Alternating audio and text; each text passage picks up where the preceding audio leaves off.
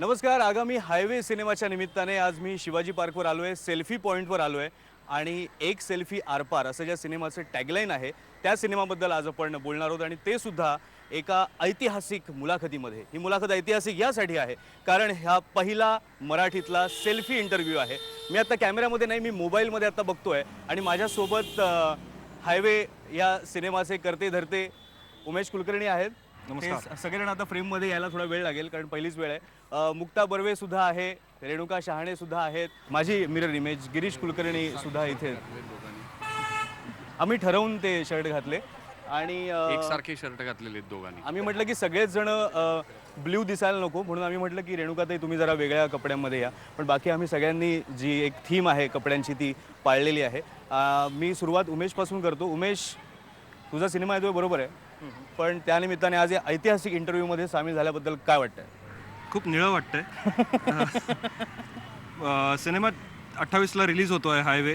गेली 2 वर्ष आम्ही सगळेजण खूप कसून एक काहीतरी चांगला शोध घेतो आहोत आणि तो शोध लागलाय की नाही हे 28ला आम्हालाच कळणार आहे. बरोबर. सगळ्यांच्या बरोबर सिनेमा पाहताना सिनेमा रिलीज करणं ही इतकी ग्रेट गोष्ट असते की ज्याच्यामध्ये ते सगळं आपण साठवलेलं ते सगळ्यांना आपण ते देणार असतो. त्यामुळे त्या भावनेने असं थोडंसं उचंबळून येतंय. बरोबर. आणि खूप छान वाटतंय. तू अजून इंटरव्ह्यू बद्दल नाही म्हणाला. हा एवढा ऐतिहासिक इंटरव्ह्यू मी सांगतोय, पहिला सेल्फी इंटरव्ह्यू मराठीतला. सेल्फी इंटरव्ह्यू ही खूपच ग्रेट गोष्ट तू आज करतोयस. यामुळे मराठीत पहिल्यांदाच सेल्फी इंटरव्ह्यू आज झालेला आहे, त्याच्याबद्दल तुझं अभिनंदन. थँक्यू. आणि या सेल्फी इंटरव्ह्यूमध्ये म्हणजे सगळ्यांचं अजून काहीतरी चांगलं बाहेर पडावं असे प्रश्न तू आम्हाला विचारशील अशी आम्हाला खात्री मी आहे. आरपार प्रश्न विचारणार आहे. आरपार विचार. एकदम आरपार प्रश्न विचारतो. मारुती, आपण 8 वाजेपर्यंत पुण्याला जाणार का? विमानच घ्यायचं होतं ना फिरून.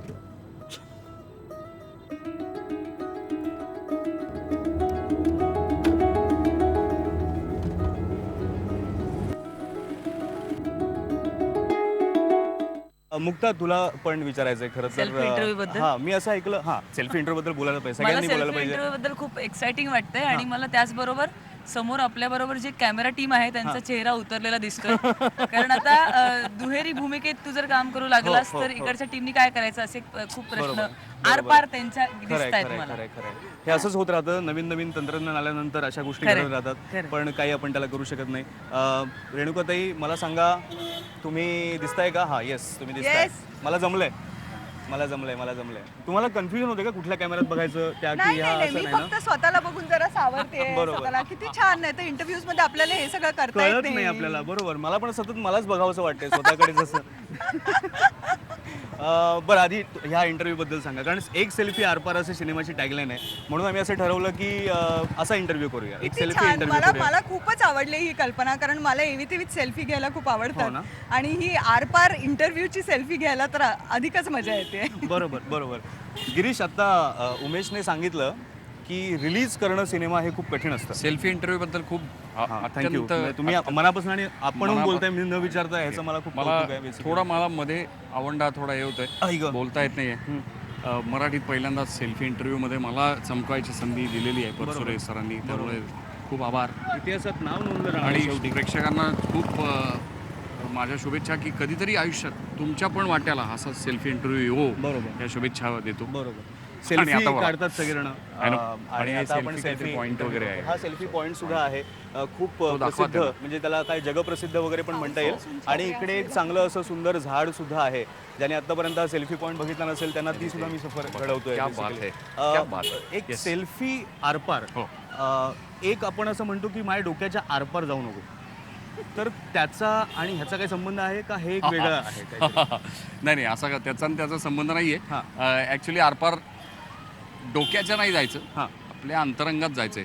तर त्यामुळे आरपार जाणं आणि स्वतःला भेटणं असं या निमित्ताने, सिनेमाच्या निमित्ताने करायचंय. बरोबर. पण डोक्यात नाही जायचं अजिबात. त्यामुळे सिनेमा सुद्धा खूप हलका, म्हणजे बरोबर. त्या अर्थाने एक चांगलं एंटरटेनमेंट ज्या पद्धतीची सगळ्या लोकांना आपल्याला आवडते, तसं त्यामध्ये विनोद आहे, ड्रामा आहे, हे बाई अशी असे असे Drama आहे, drama आहे. अतरंगी कॅरेक्टर्स आहेत. सो मजा येणार आहे बरोबर, आणि त्यानिमित्ताने स्वतःमध्ये डोकवून पाहिजे बस that's it. बरोबर, क्या बात आहे, क्या बात आहे. जरा आपण आता सेल्फीबद्दल बोलूया, म्हणजे सेल्फी या कन्सेप्टबद्दल पण बोलूया. तुम्ही आता म्हणजे खास करून मुक्ता तू आता रिसेंटली तू डबल सीटसाठी प्रमोशन करून आलीस, आता हायवेसाठी प्रमोशन तू करतेस, तर लोक जिकडे जाशील तू तिकडे ऑटोग्राफ मागायचे आधी, आता सेल्फी मागतात. असं झालंय, खूप गर्दी असते झालंच लोकांची. आहे. आणि एक तर सगळ्यांकडे चांगले कॅमेरे आलेत आणि फोटोही काढायचे असतात. बरोबर, हा पण चांगला आणि कॅमेरा आहे ना. मला स्वतःला सेल्फी हो फारच सुंदर आहे आणि ज्याच्या हातात आहे तो पण फारच म्हणजे देखणा आहे. अरे तर मला स्वतःला सेल्फी फार मी कम्फर्टेबल नाही, मला नाही आवडत. एकतर माणसं खूप जवळ येतात, अनोळखी माणसं. म्हणजे या सिनेमात पण आहे, अनोळखी माणसं एकमेकांच्या जवळ येतात आणि आम्ही एकमेकांच्या पार बघतो, स्वतःच्या पार बघतो. तसं सेल्फी काढताना होतं की म्हणजे तुला आता तुझ्याकडे ती सेल्फी स्टिक आहे पण नसेल तर असं करायला लागतं ना.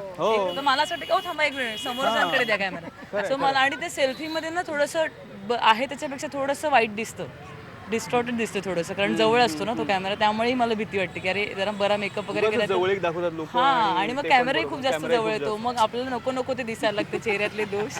तर तसं जे सिनेमात आहे तेच त्या सेल्फीचं, त्यामुळे मी अनकम्फर्टेबल आहे सेल्फी काढताना. तुम्ही जरा तिकडे सरकून बसता का? का पाहिलं ना किती असं अवघडून बसलोय मगासपासून, तुम्ही इकडे. अवघडलंय हो. कुठं? इथं. अहो तुम्ही हात काय लावताय मांडीला? सगळं काही तुझ्या ओरिएंटेड चाललंय. आयुष्यामध्ये मला काय हवंय विचारलेस कधी? तर तू सेंटिमेंटल वगैरे होऊ नकोस please.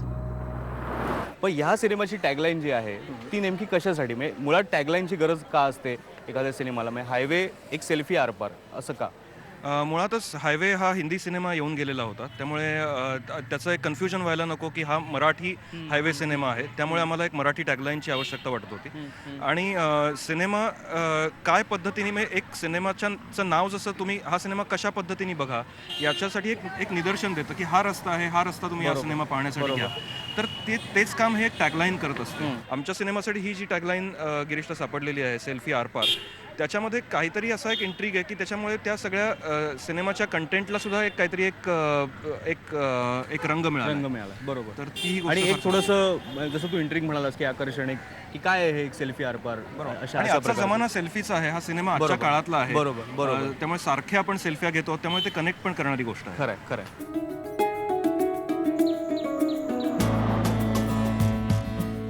Is it your first time? नहीं मैं कर चुका हूँ मसाज तो मैं बहुत किया. तू थांब ना जरा 1 मिनिट. नाही, मी म्हणते की जरा शांतपणे धीराने घे.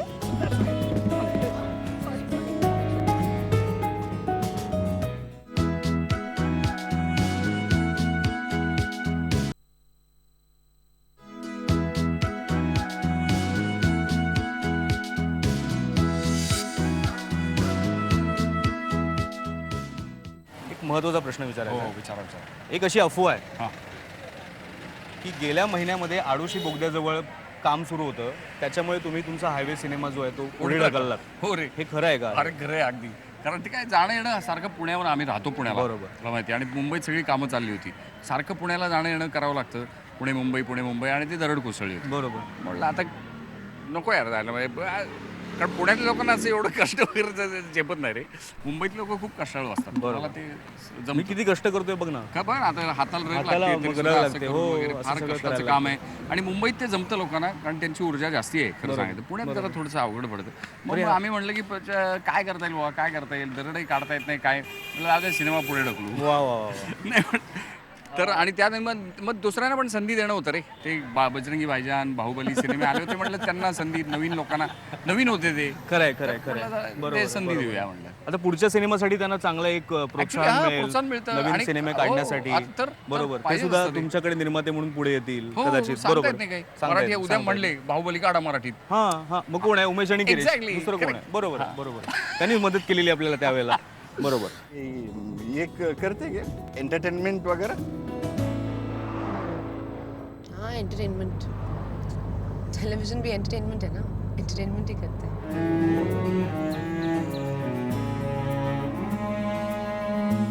म्हणजे माणसं कितीही बोचरी काटेरी असली ना तरीही माझी म्हटली की आपलीशी होऊन जातात. सगळी माणसं, सगळी आपली माणसं. एक महत्त्वाचा प्रश्न आहे. मला असं कळलं की ह्या सिनेमामध्ये डिरेक्टर जरी उमेश कुलकर्णी असला तरी सुद्धा तो ऑन लोकेशन असणार नाही म्हणून तुम्ही काम केलं सिनेमात असं कळतंय.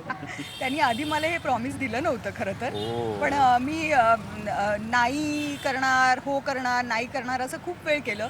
जर मला कळलं असतं की उमेश गाडीत नसणारच आहे तर मी हो लगेच म्हटलं असतं. मुक्ता तुझं काय म्हणणं आहे? म्हणजे हा सुद्धा सिनेमा शूट करण्याचा अनुभव सुद्धा वेगळा होता कारण डिरेक्टरच नाही आहे तिकडे आणि तुम्हाला रिहर्सल आधी करावी लागणार आहे आणि गाडीत बसूनच सगळं आहे. तर ते त्याच्याबद्दल सांग ना. म्हणजे आम्ही ते शूटिंग सुरू व्हायच्या आधी एक दिवस नुसतीच रिहर्सल केली, तेव्हा तर आम्हाला आणखीन मजा वाटत होती कारण माहीत नव्हतं काय होणार आहे. आणि उमेश म्हणाला हा आता ही गाडी आहे. काय म्हणलं की कुठे आहे गाडी, कुठे आहे? म्हटलं ही आता गाडी आहे आपली. बरं ओके, इथपासून सुरू झाली. आता तुम्ही ते गाडीत आहात, सुरू करा गाडी. तर एका खोलीत आम्ही ती गाडी सुरू केली आणि मग लक्ष द्यायला लागलं की एका जागेवरून दुसऱ्या ठिकाणी फिजिकली जाण्यापेक्षा माणसं कशी त्या प्रवासात ग्रो होत जाते, त्यांचे काय त्या रिलेशनमध्ये काय ग्रोथ आहे ते सगळं. तरी त्याला ती पात्र खूप ओळखीची होती. म्हणजे आमच्याकडे तो पात्र घेऊन आला, त्याच्या आधी 2-3 वर्ष ते बहुतेक त्या पात्रांबरोबर होते, त्यामुळे त्यांना ती इतकी ओळखीची होती उमेश गिरीशला. आणि उमेशने इतकं अप्रतिम वर्णन किंवा त्यांची काय लकब असेल, लहेजा असेल, मानसिकता असेल, इतकं सुंदर वर्णन केलं होतं की गाडीतनं आता त्यांनी खूप एडिट केलं असणार ऑब्व्हियसली कारण मी खूप करून यायचो शॉर्ट्स आणि नंतर ते टेबलवर घेऊन बसले असेल, पण बऱ्यापैकी जवळ जाणारा आम्ही करून दिला असावं कारण त्यांनी खूप छान आधी आम्हाला फीड केलं होतं. बरोबर, हे असं असेल. मी त्याच्याबद्दल विचारतो उमेशला. पण अजून एक तुझ्याबद्दल बातमी सध्या फिरतीये की ट्रॅफिक पोलिसने तुला विचारलंय की आमची ब्रँड अँबॅसेडर तुम्ही बना. डबल सीट झालं, आता हायवे मुंबई पुणे मुंबई सतत प्रवास, मुंबई पुणे मुंबई पण आहे. बरोबर, सतत धावत राहते सगळीकडे. आता प्रमोशनला पण धावते सगळीकडे. आणि डबल सीट मध्ये पण तुम्ही व्यवस्थित हेल्मेट घालून नियम पाळले, त्याच्यामुळे ते प्रभावित झाले आणि त्यांनी असं विचारलं की म्हणतायत. बघूयात आणखीन काही दिवस जर मी चांगले नागरिक म्हणून वागले तर मला नक्की करतील. अच्छा अच्छा, मला वाटलं छापाकाटा करून बघणार की जायचं की नाही वगैरे असं.